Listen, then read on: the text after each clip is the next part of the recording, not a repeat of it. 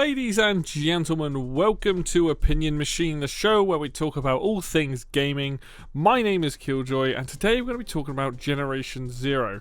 Now, this is a game that I played in the last couple months of 2024.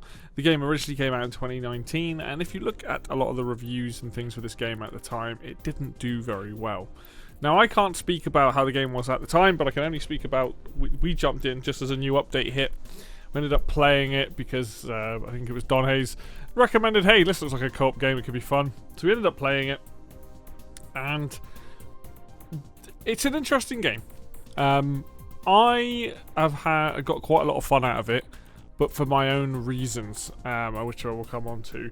But the game essentially is what I'm calling like survival light, and the reason I'm calling it a survival light game is this game is about you going around doing missions and scavenging and all that. But the reason why it's like survival light is you don't have to worry about being like eating and drinking and sleeping. It's like you only have to really worry about your stamina, your health, and your ammo, plus all the other parts that you scavenge.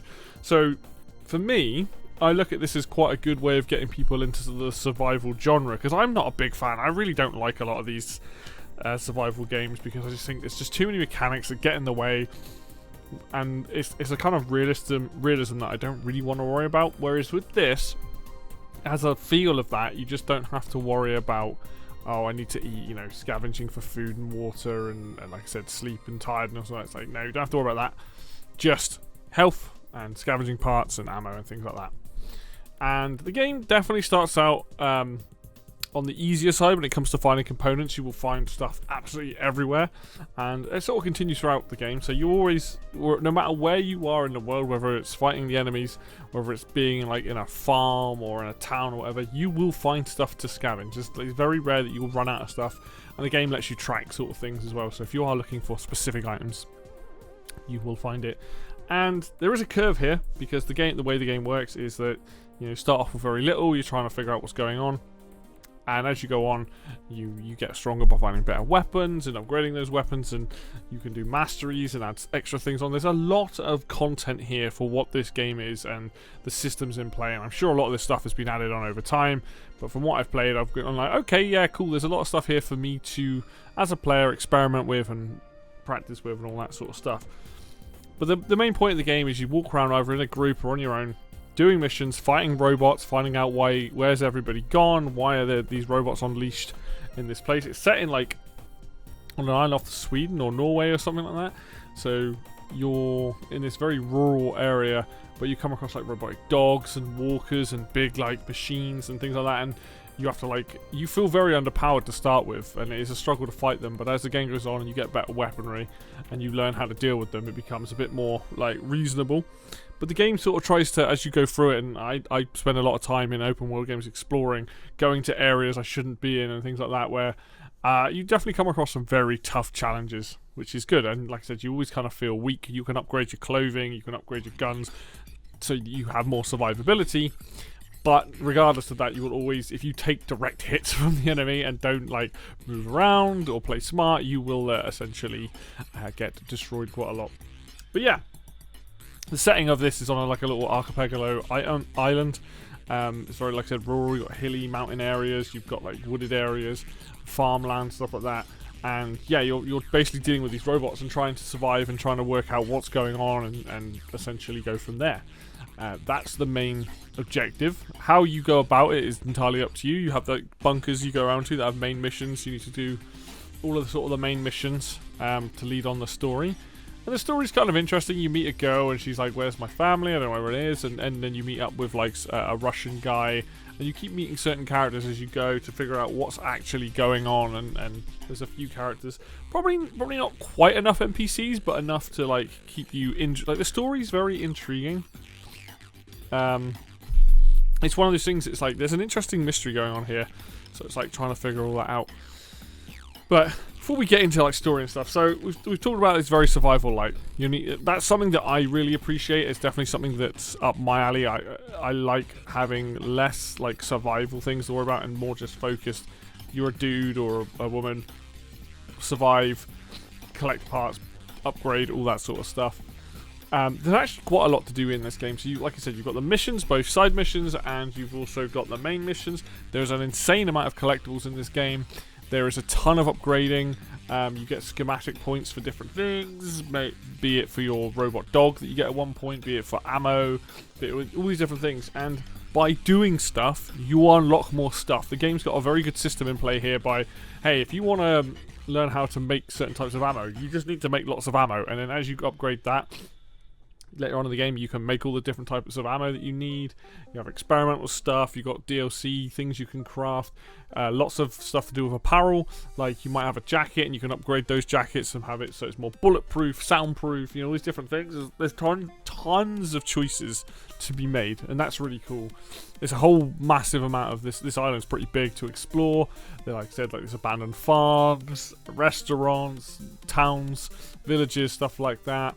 And you can also build, and that's one thing that is really interesting. You can build your own base, and you do that to gain certain resources, and you get up these like attack and defense missions. They're really interesting.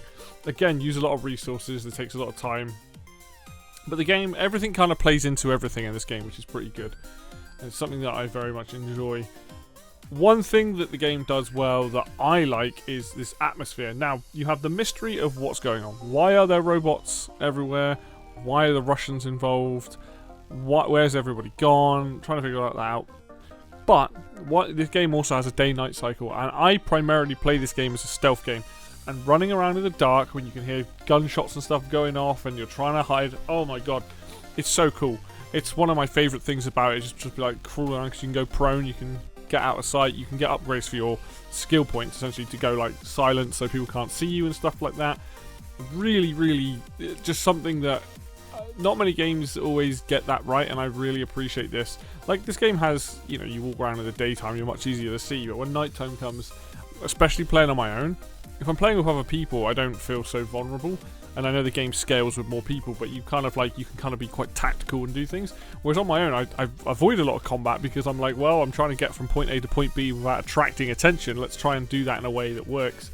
And some of the places you have to go to, like, unlock safe houses or to do certain quests, there's some tough challenges there of like, how am I going to get through these guys stealthy? Or am I just going to go guns blazing?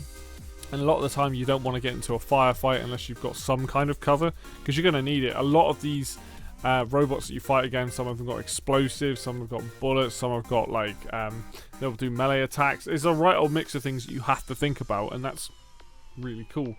But that's definitely something that I love. And one of the coolest things is each of the robots that you come across, for the most part, they all make different noises. Now, you have in two teams, you've got like what they call the Phoenix, which is like the main ones, and then you've got the Soviet ones, and they have different noises, and sometimes you can just hear them in the background having gunfights between each other. You're like crawling up over a hill and you can see them, and you're like, well, I don't want to attract that. And then maybe one spots you and comes chasing after you, and you're like, oh no.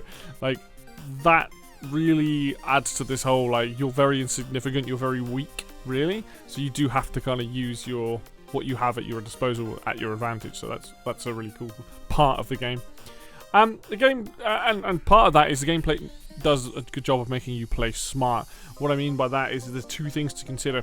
When you're in a firefight, yes, you might be able to tank some bullets to the face. The likelihood is you're going to lose most of your health doing that, and you have to carry around health packs with you so you can heal.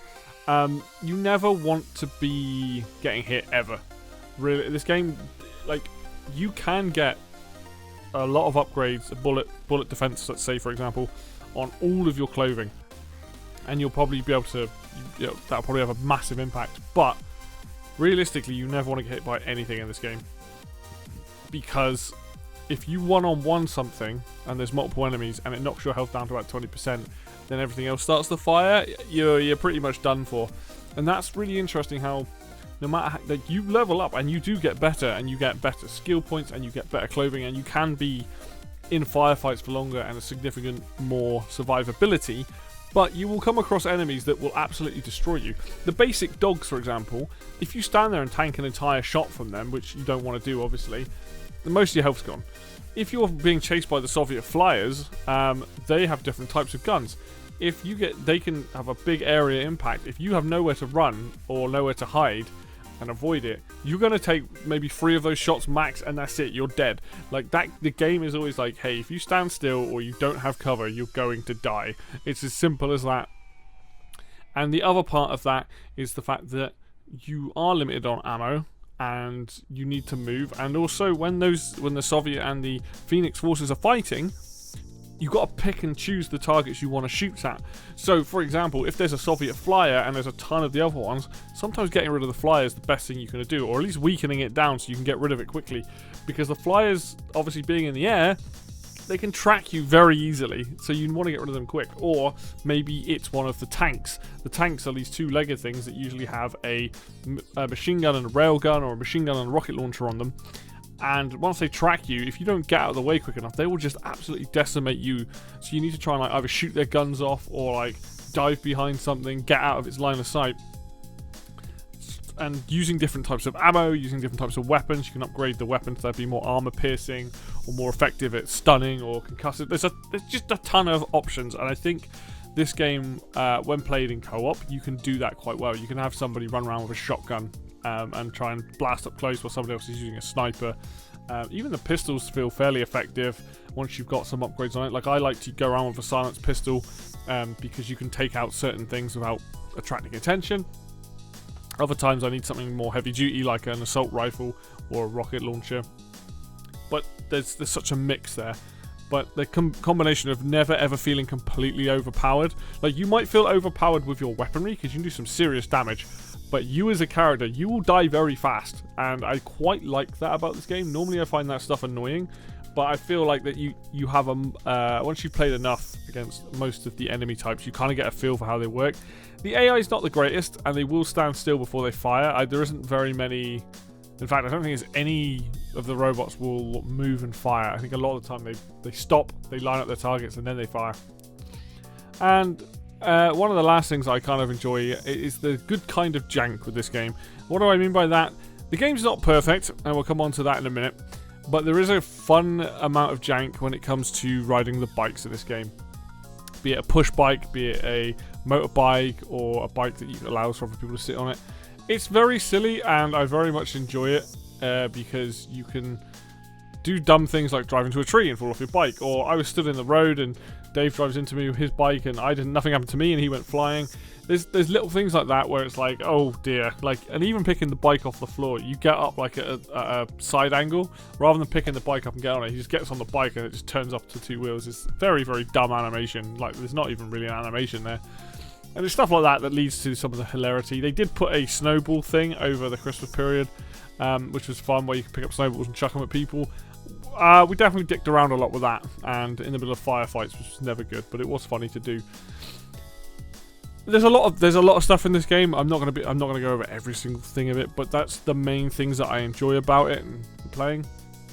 But this game is definitely far from perfect. It seems like a few patches now, when we played it, it's a lot better. There's a ton more to do it, but there are bugs, and there are a lot of bugs in this game. There's audio bugs. There's I've had enemies spawning around me when you hit almost certain thresholds. Like, if you're meant to come into a bunker from one entrance and you come in from a different entrance, you'll run into a room, nothing's there, and suddenly, boom, all these enemies are spawning. You're like, oh, how did this happen? Never good. Well, I've seen so much clipping in the game, enemies going through the walls, through houses, stuff like that. One of the weirdest ones is the notification delay. You'll pick up guns and stuff, and then they won't trigger until you trigger some other event. It's very bizarre. Even the top bar, it's like, oh, you've leveled up, and then the leveling up but stays there constantly, and you're leveling up say you're level 10 to 11, but you've not leveled up every time it pops up. It's only works when you get that skill point. There's just some odd choices, some odd things in this game. It needs some patching, it needs some fixing on some of these elements.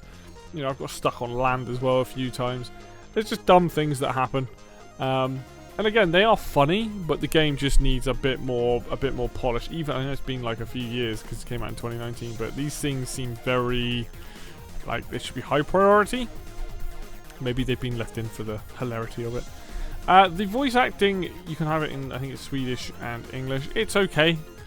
The story's interesting enough, but it still feels very weak. There isn't enough NPCs. A lot of that voice acting is very flat, and that might just be that's what they're going for, because I've obviously, as someone who's English and I'm used to like English voice acting, I'm not used to hearing these people that are like Swedish speaking in English. I don't know much about how, if that's those line deliveries are meant to be flat or if that's how they just speak or what. Like I can't comment on it, but it does definitely feels very much like everyone seems very bored when they're talking in this game, except for when you're hearing like recordings and they're being shot at and stuff. So story-wise, kind of weak.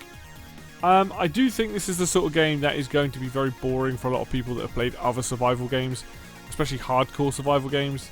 Any of the ones you can think of, I think people would get into this and be like, well, this is player versus environment. This isn't even PvP, but it doesn't use some of those mechanics like I spoke about, which is great for me. I much prefer this, but some people are going to be like, you know, they're not going to gel with it as well. I think some elements they will, but I think that level of eating, sleeping, and all that sort of stuff, when you take that away, they'll be like, it's a bit of a weaker experience.